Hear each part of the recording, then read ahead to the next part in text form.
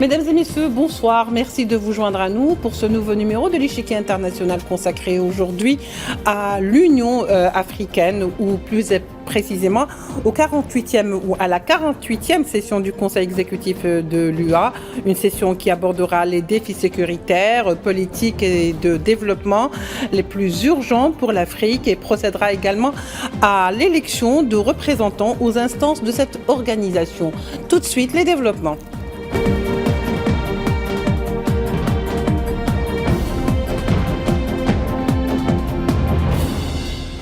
Pour en parler ce soir, nous recevons avec beaucoup de plaisir Kamel Ben Younes, journaliste et ancien directeur de Radio Zaytouna depuis Tunis. Kamel Ben Younes, bonsoir, merci d'être avec nous. Merci à vous, aimable audience. Merci à vous. Abdelkader Soufi est également avec nous ce soir, professeur universitaire de sciences politiques et expert en questions internationales. Abdelkader Soufi, bonsoir. Bonsoir. Alors pour commencer, Kamel Ben Younes, la 48e session donc du Conseil exécutif a lancé ses travaux aujourd'hui. Bien sûr, beaucoup de dossiers très lourds sur la table des membres de l'Union africaine, y compris les défis sécuritaires, les défis politiques et de développement. Et ce n'est pas rien aujourd'hui. Pensez-vous qu'aujourd'hui, il est un impératif d'examiner ces questions pour l'Afrique pour justement relever les défis du futur, surtout s'il y a un plan pour une Afrique d'ici 2030 et d'ici 2063? Bon, il faut être toujours optimiste. Après un peu plus de 30 ans, j'étais rédacteur en chef au journal Sabah et reporter régional de beaucoup de médias internationaux.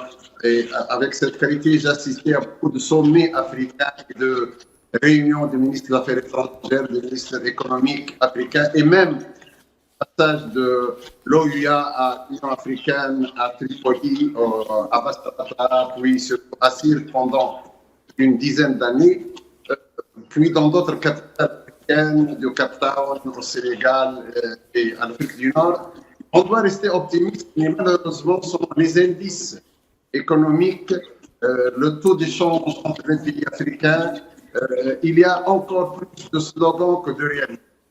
Cette fois-ci, on annonce qu'il y a des propositions concrètes pour sommet, le 39 mai, pour les réunions en parallèle.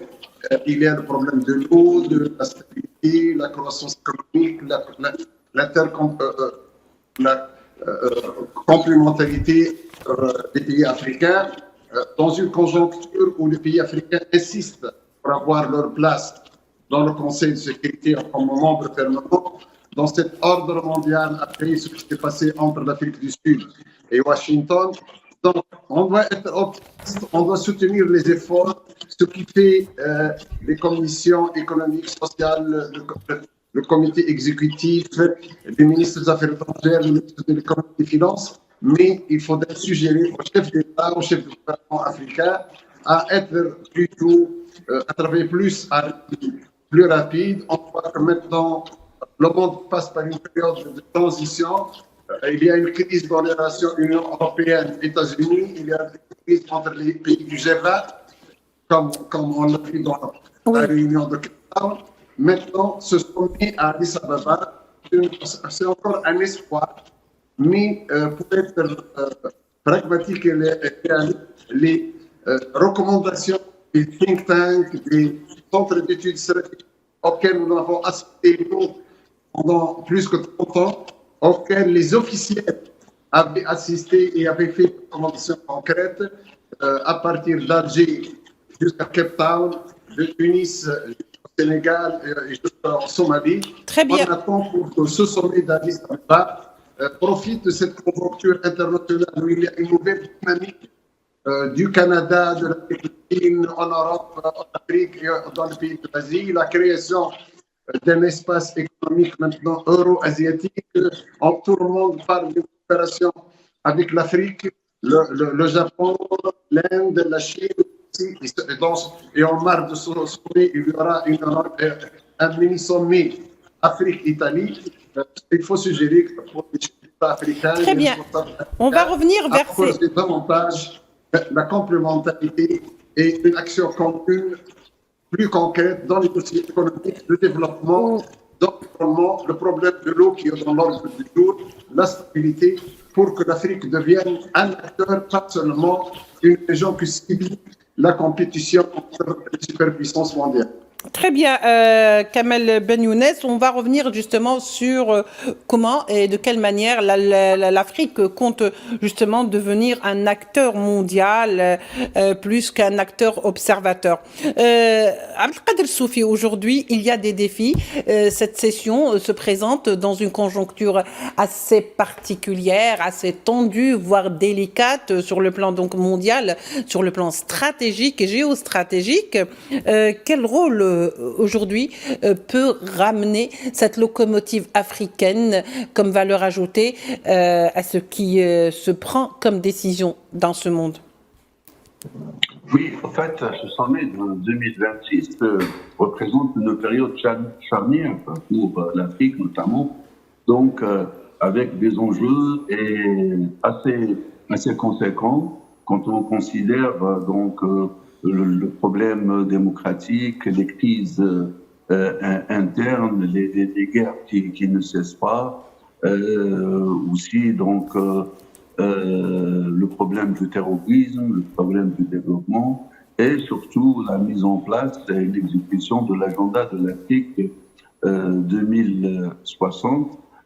Autant d'éléments importants attendent les chefs de l'État africains pour justement parvenir à mettre en place un dispositif et travailler et œuvrer ensemble pour donc à la fois mettre terme à ces différentes crises. Je ne n'ai pas parlé du problème aussi donc du problème de la nutrition en Afrique qui est en recul, mais par rapport à l'environnement, bien sûr, donc qui est aussi un autre problème engendrant.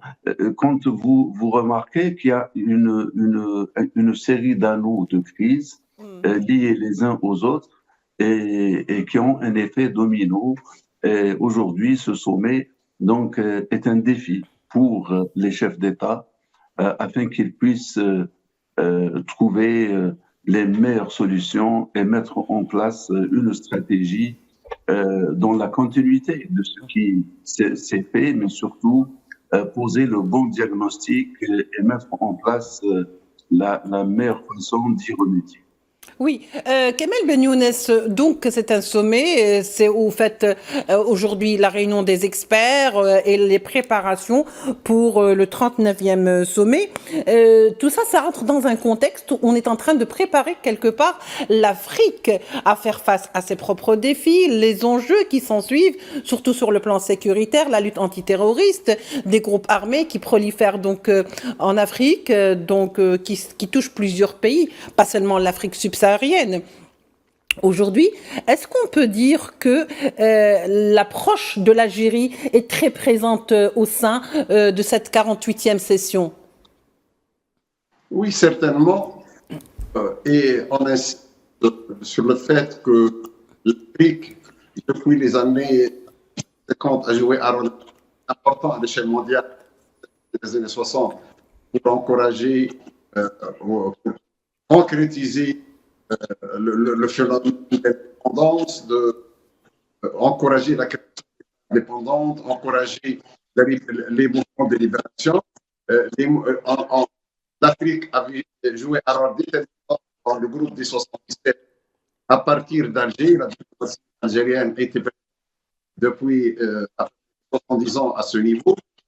C'était le cas aussi de Ouagadougou en 1990, lorsqu'il y avait un embargo total contre la Libye et les chefs d'État réunis à Ouagadougou avaient décidé, en présence de l'Algérie, de mettre fin, de s'opposer à cet embargo, et les chefs d'État africains avaient pris leurs avions et s'étaient dirigés vers la Libye. Et puis, ensuite, il y a eu le passage de l'organisation africaine à l'Union africaine, à un nouveau processus. Et maintenant, depuis une dizaine d'années, une quinzaine d'années, on parle, et puis surtout en Afrique, de la guerre des monnaies. Il y a la guerre des monnaies, les devises chinoises, américaines, européennes. Il y a une tendance de concrétiser l'indépendance économique et l'indépendance politique en encourageant une meilleure coordination des monnaies africaines pour la création de monnaies africaines, de devises africaines, avec les devises chinoises, indiennes, autres et internationales, autres que le dollar, des échanges avec le dollar. Ce type d'étude a été proposé en tant que journaliste, parce que j'étais chef du journal Sabah et d'études internationales. Nous avons assisté à l'Union internationale. Ce type de dossier a été présenté plusieurs fois. Comment on devient indépendant. Monsieur Kamel Ben Younes, oui. L'indépendance des monnaies africaines.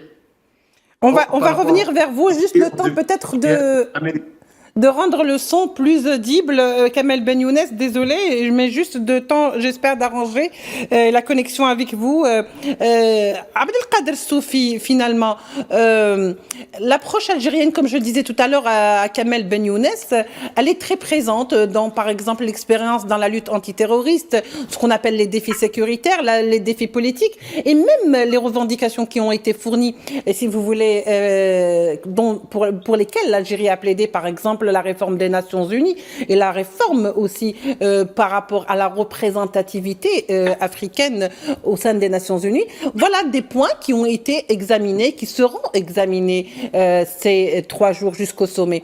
Donc finalement, on voit que l'approche algérienne est très présente. Absolument. D'ailleurs, l'approche algérienne repose essentiellement sur une vision pacifique qui permet de prévoir et de prévenir contre tous les maux que connaît l'Afrique aujourd'hui. D'ailleurs, le thème de 2026 est essentiellement orienté vers l'environnement, à savoir le problème du développement, le problème du stress hydrique, donc la capacité de l'Afrique à en disposer de l'eau et aussi, donc par conséquent, à développer sur le côté on va dire alimentaire. Mais pourquoi vous dites la sécurité alimentaire, oui. Parce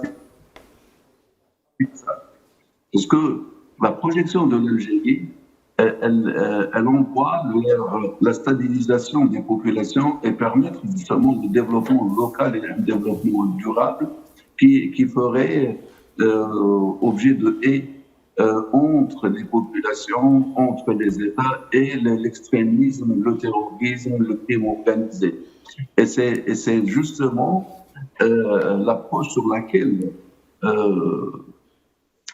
s'appuie l'Algérie, et elle est la seule d'ailleurs, c'est la seule et unique solution issue au problème que connaît l'Afrique. Parce qu'en définitive, nous avons vu que toutes les approches solides où il y a eu l'interventionnisme militaire ont donné toujours des résultats inverses. Donc, ils n'ont jamais satisfait à la quête et à la vision initiale. Vous savez qu'on peut prendre beaucoup d'exemples. Oui. Regardez, au Mali, il y a eu beaucoup d'interventions militaires. Tout le monde connaît, et qui ont fini par se mettre à genoux. Le Mali, la même chose au Niger et ailleurs, au Soudan ou en Libye. Nous avons vu quand il y a eu l'intervention militaire et nous avons vu les conséquences.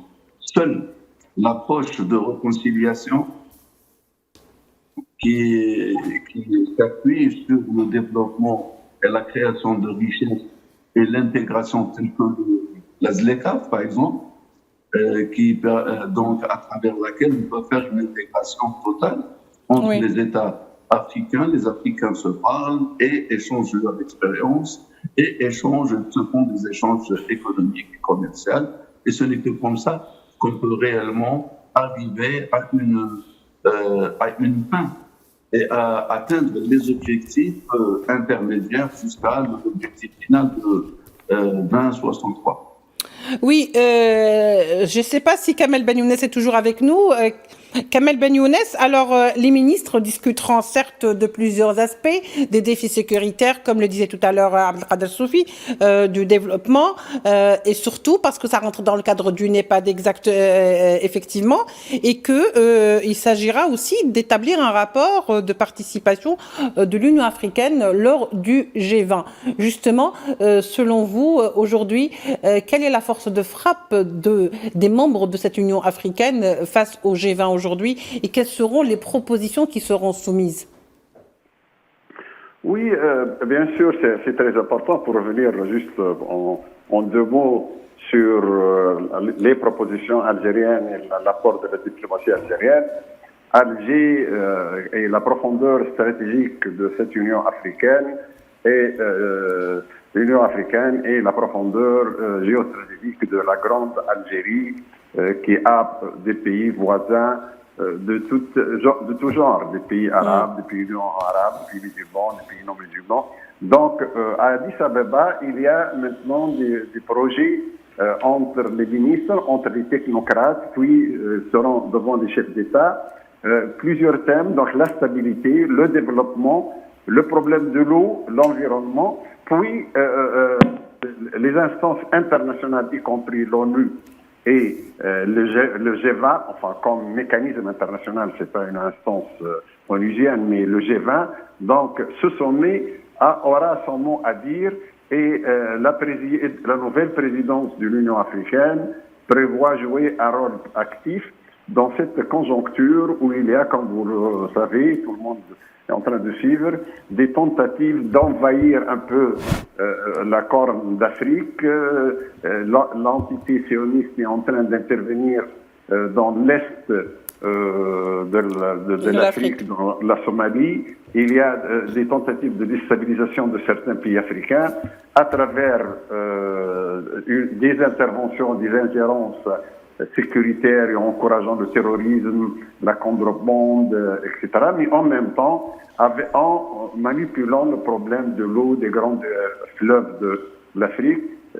Ce sommet qui est préparé par le ministre des Affaires étrangères, mais aussi par des technocrates, les ministres de l'économie et des finances et les instances exécutives, va proposer des résolutions concrètes pour encourager, pour développer le niveau de développement économique, de coopération dans le domaine de l'eau, de la sécurité régionale, sous-régionale, donc surtout pour la région proche de la mer Rouge, de la Corne d'Afrique, où il y a des tentatives de Netanyahou et autres d'intervenir, puis de jouer un rôle international et de parler en une seule voix. Il s'agit de plus d'une cinquantaine de pays membres, surtout que dans cette structure, il y a des indices favorables après les réunions des ministres des Affaires étrangères de l'Algérie, du Maroc, l'Espagne et des responsables des Nations Unies à Madrid pour régler certains problèmes régionaux. Donc il y a de bons indices pour encourager la coopération et la complémentarité, mais parmi les défauts, les défis devant les chefs d'État et les ministres, c'est de développer la participation des pays membres dans les instances financières, les banques africaines, les banques sous-régionales de l'Afrique. Finalement, il faut que l'Afrique, par ses instances financières comme la banque africaine, doive se frayer une place justement dans ce mouvement économique mondial. Abdelkader Soufi, l'Afrique aujourd'hui est vraiment consciente des défis, si vous voulez, à relever pour tenter de sortir un petit peu l'Afrique de cette image de léthargie par laquelle souvent elle est taxée aujourd'hui. Et c'est vrai que la volonté, elle existe. Et un grand pas a été franchi dans ce sens du développement. Il y a un grand éveil également. Et il y a surtout un plan pour une Afrique complètement différente, complètement immergée de 2060. Donc finalement, nous sommes vraiment en train d'assister à une Afrique nouvelle qui est en train de naître. Sauf que des obstacles existent aujourd'hui. Comment, selon vous, est-il possible justement d'aplanir, si vous voulez, certains problèmes qui minent l'Afrique en raison de facteurs exogènes? En fait, il y a beaucoup de pain sur la planche, ce sommet-là.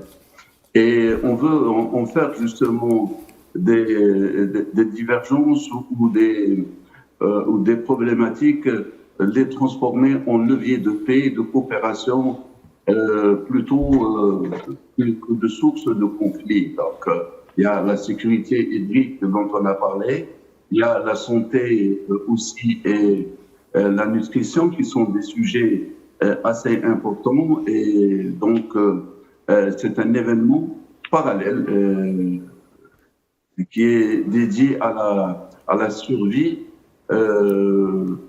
des enfants en Afrique. Vous savez que donc les problèmes de santé restent récurrents et par conséquent, ce sommet traitera aussi donc de cette question, que ce soit de la nutrition ou de la santé. Il y a des dossiers d'ordre politique et diplomatique tels que la justice réparatrice. Donc les réparations, c'est un dossier sur lequel l'ensemble des États africains travaillent pour demander des dédommagements. Voilà, désormais réparation pour les Africains ou les descendants africains. Il s'agit aussi de la réforme de l'architecture mondiale, vous l'avez cité tout à l'heure dans votre question, notamment donc cette réforme au Conseil de sécurité et réparer l'injustice historique dont a été victime l'Afrique, à savoir lui donner d'abord aussi et surtout des sièges permanents et revoir ce système de veto.